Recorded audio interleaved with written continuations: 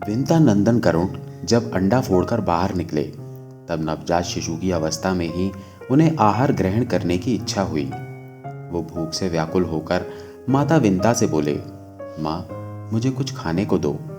पर्वत के समान शरीर वाले महाबली गरुड़ को देखकर परम सौभाग्यवती माता विंता के मन में बड़ा हर्ष हुआ। वो बोली, बेटा, मुझ में इतनी शक्ति नहीं कि इस समय मैं तेरी भूख मिटा सकूं। तेरे पिता धर्मात्मा कश्यप साक्षात ब्रह्मा जी के समान तेजस्वी हैं। वो सोन नदी के उत्तर तट पर तपस्या करते हैं। वहीं जा और अपने पिता से इच्छा अनुसार भोजन के विषय में परामर्श कर। उनके उपदेश से तेरी भूख शांत हो जाएगी। माता की बात सुनकर मन के समान वेग वाले महाबली गरुड़ एक ही मुहूर्त में पिता के समीप जा पहुंचे। वहां प्रज्वलित अग्नि के समान तेजस्वी अपने पिता मुनिवर कश्यप जी को देखकर उन्हें मस्तक झुकाकर प्रणाम किया और कहा, प्रभु, मैं आपका पुत्र हूँ और आहार की इच्छा से आपके पास आया हूँ। भूख बहुत सता रही है, कृपया करके मुझे भोजन दीजिए। कश्यप जी ने कहा, उधर समुद्र के किनारे विशाल हाथी और कछुआ रहते हैं। वो दोनों बहुत बड़े जीव हैं, उनमें अपार बल है। वो एक दूसरे को मारने की घात में लगे हुए हैं। तू शीघ्र ही उनके पास जा, उनसे तेरी भूख मिट सकती है। पिता की बात सुनकर महान शक्तिशाली और विशाल आकार वाले गरुड़ वहां गए तथा उन दोनों को नाखूनों से विलीन करके विशाल हाथी और कछुए को पंजों में लेकर बिजली की गति से आकाश में उड़ चले। उस समय मंदराचल जैसे विशाल पर्वत भी उन्हें धारण नहीं कर पाते थे। जब वे वायु वेग से कई योजन के पार जाकर एक जामुन के पेड़ की बहुत बड़ी शाख पर बैठे, उनके पंजा रखते ही वो शाख अचानक टूट पड़ी। उसे गिरते देख महाबली पक्षीराज गरुड़ ने गौ और ब्राह्मणों के वध के भय से उसे तुरंत पकड़ लिया और फिर तेजी से आकाश में उड़ने लगे। उन्हें बहुत देर से आकाश में मंडराते देख भगवान श्री विष्णु मनुष्य का रूप धारण कर उनके पास जाकर इस प्रकार बोले, पक्षीराज, तुम कौन हो और किस लिए विशाल शाखा तथा ये विशाल हाथी एवं कछुआ ले आकाश में घूम रहे हो? उनके ऐसा पूछने पर पक्षीराज ने श्री नारायण से कहा, मैं गरुड़ हूँ। अपने कर्म के अनुसार मुझे पक्षी होना पड़ा है। मैं कश्यप मुनि का पुत्र हूँ और माता विंता के गर्भ से मेरा जन्म हुआ है। देखिए, इन बड़े बड़े जीवों को मैंने खाने के लिए पकड़ रखा है। वृक्ष और पर्वत कोई भी मुझे धारण नहीं कर पाते।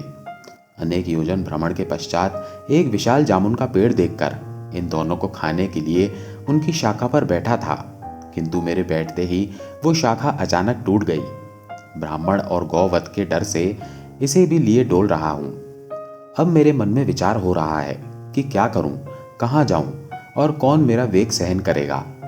नर रूपधारी श्री विष्णु ने कहा, मेरी बाह पर बैठकर तुम इन दोनों हाथी और कछुए को खाओ।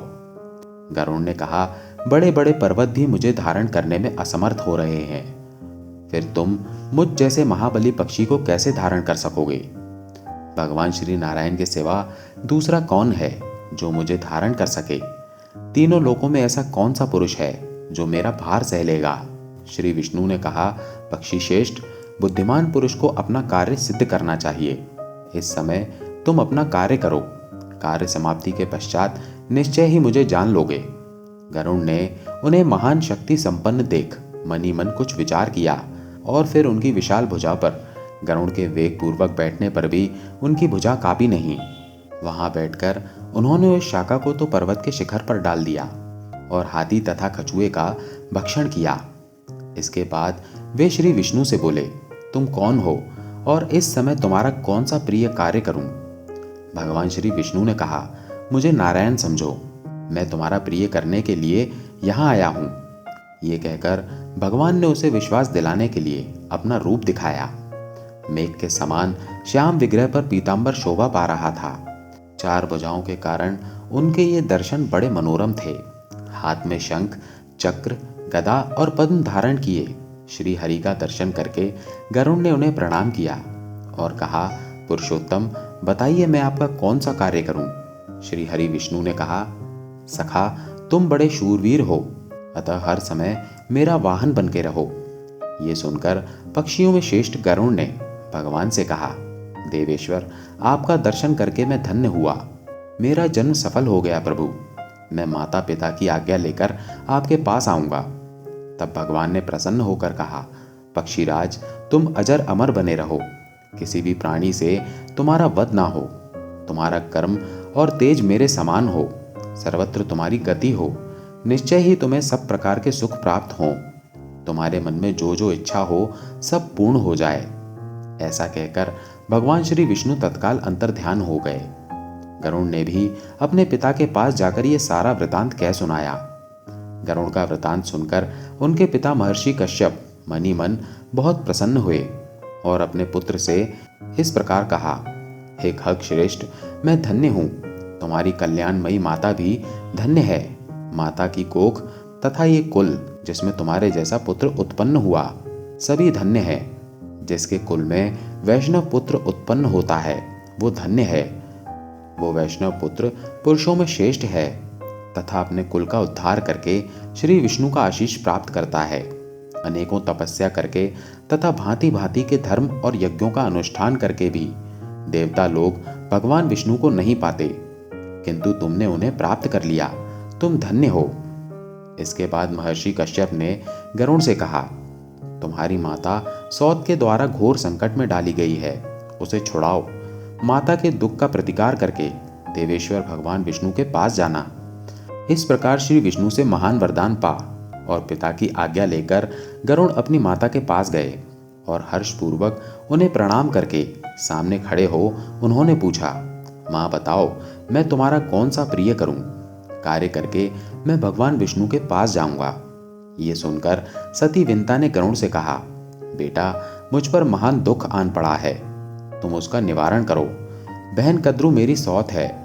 पूर्व काल में उसने मुझे एक बात में अन्याय पूर्वक खड़ा कर दासी बना लिया। अब मैं उसकी दासी हो चुकी हूँ। तुम्हारे सिवा कौन मुझे इस दुख से छुटकारा दिलाएगा? कुलनंदन, जिस समय मैं उसे मुंह मांगी वस्तु दे दूंगी उसी समय दासी भाव से मुक्त हो जाऊंगी। गरुण ने कहा, माँ, शीघ्र ही उसके पास जाकर पूछो वो क्या चाहती है। मैं तुम्हारे कष्ट का निवारण करूंगा। तब विंता ने कद्रू के पास जाकर उससे कहा, कल्याणी, तुम अपनी अभीष्ट वस्तु बताओ जिसे देकर मैं इस कष्ट से छुटकारा पा सकूं। ये सुनकर उसने कहा, मुझे अमृत ला दो। उसकी बात सुनकर विंता बेटे से दुखी होकर बोली, वो अमृत मांग रही है, अब तुम क्या करोगे? इस पर गरुण ने कहा, माँ, तुम उदास ना हो, मैं अमृत लेकर आऊंगा। ऐसा कहकर मन के समान वेगवान पक्षी गरुण सागर से जल ले आकाश मार्ग से चले। उनके पंखों की हवा से बहुत सी धूल भी उनके साथ साथ उड़ती गई। वो धूल राशि उनका साथ न छोड़ सकी। गंतव्य स्थान पर पहुंचकर गरुण ने अपनी चोंच में रखे हुए जल से वहां के अग्नि प्रकार यानी परकोटे को बुझा दिया तथा अमृत की रक्षा के लिए जो देवता नियुक्त थे उनकी आंखों में पूर्व उक्त धूल भर गई, जिससे वे गरुण जी को देख नहीं पाते थे। बलवान गरुण ने सभी को मार गिराया और अमृत लेकर वहां से चल दिए। पक्षी को अमृत लेकर जाते देख ऐरावत पर चढ़े हुए इंद्र ने कहा, पक्षी का रूप धारण करने वाले तुम कौन हो जो बलपूर्वक अमृत लिए जाते हो? सारे देवताओं का अप्रिय करके यहां से जीवित कैसे जा सकते हो? गरुण ने कहा, देवराज, मैं तुम्हारा अमृत लिए जाता हूं, तुम अपना पराक्रम दिखाओ। ये सुनकर इंद्र ने गरुण पर तीखे बाणों की वर्षा आरंभ कर दी।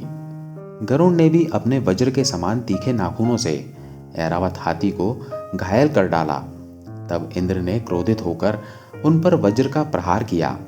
वज्र की चोट खाकर भी महापक्षी गरुण विचलित नहीं हुए। वे तेज गति से भूतल की ओर चले। तब इंद्र ने सब देवताओं के आगे स्थित होकर कहा, निष्पाप गरुण, यदि तुम नाग माता कद्रू को इस समय अमृत दे दोगे तो सारे सांप अमर हो जाएंगे। अतः यदि तुम्हारी सहमति हो तो मैं इस अमृत को वहां से चुरा लाऊंगा। गरुण बोले, मेरी साध्वी माता विंता दासी भाव के कारण बहुत दुखी है। जिस समय वे मुक्त हो जाएं और सब लोग इस बात को जान लें उस समय तुम अमृत को हर लेना। ऐसा कहकर महाबली गरुण माता के पास पहुंचकर इस प्रकार बोले, माँ, मैं अमृत ले आया हूं, इसे नाग माता को दे दो। अमृत सहित पुत्र को आया देखकर उसने कद्रू को बुलाकर अमृत दे दिया और स्वयं दासी भाव से मुक्त हो गई। इसी बीच में इंद्र ने अचानक पहुंचकर अमृत का घड़ा चुरा लिया और वहां विष का पात्र रख दिया। उन्हें ऐसा करते कोई देख न सका। कद्रू का मन बहुत प्रसन्न था। उसने पुत्रों को प्रेम पूर्वक बुलाया और उनके मुख में अमृत जैसा दिखाई देने वाला विष दे दिया। नाग माता ने पुत्रों से कहा, तुम्हारे कुल में होने वाले सभी पुत्रों के मुख में ये अमृत की बूंदें नित्य निरंतर उत्पन्न होती रहें तथा तुम लोग इनसे सदा संतुष्ट रहो। इसके बाद गरुड़ अपने माता पिता से वार्तालाप करके देवताओं की पूजा कर भगवान श्री विष्णु के पास चले गए।